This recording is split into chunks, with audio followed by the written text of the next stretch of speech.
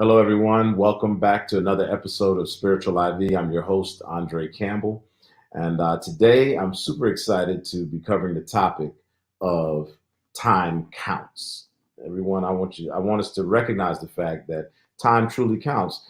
There's a concept called limited future time perspective, a limited future time perspective. And this is usually something that occurs either in older people when they begin to lose their friends, or different things happen, and maybe illness, different things that kind of bring life into perspective.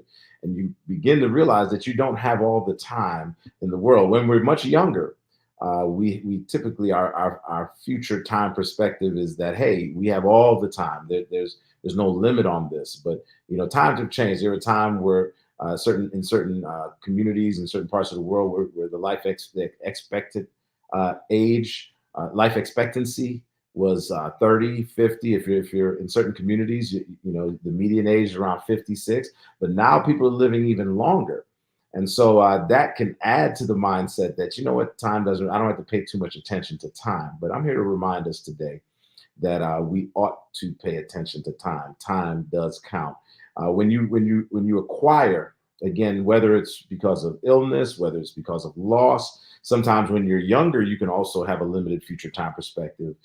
If traumatic or traumatic things occur, or you suffer loss, etc., you can obtain that. But I'm encouraging young people and older not just simply to have a limited future time perspective about things on this world, but also recognize that Jesus is coming again. The Bible is promises. I want to look at a text in the book of Matthew 24, verse 36. It says, "But of that day and hour, no man know, not the angels of heaven. I knoweth no man, no, not the angels of heaven, but my Father only."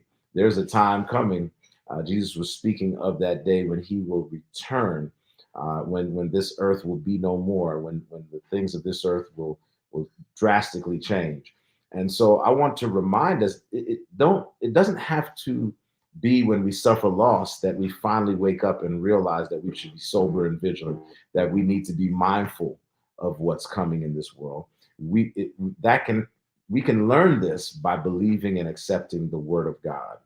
Christ has claimed it, he has proclaimed it, and that he's coming again. But sometimes we get caught up in the here and now. We get caught up in the hypnotic rhythm of our world and just focus on the goals for the here and now. But there are eternal goals as well. So I want to encourage you today in this short message that God is calling us to be aware that time will not last forever, but that there is a time coming where the things of this earth will be ended as we know it, and that there's a future to gain. Focus and set your goals on Him. Set your goals according to the Word of God, and watch what will happen. God bless you as you begin to view the future as it really is, something that will come to an end, but God will have a glorious eternity for us to go forward into. Remember, no man knows the day nor the hour.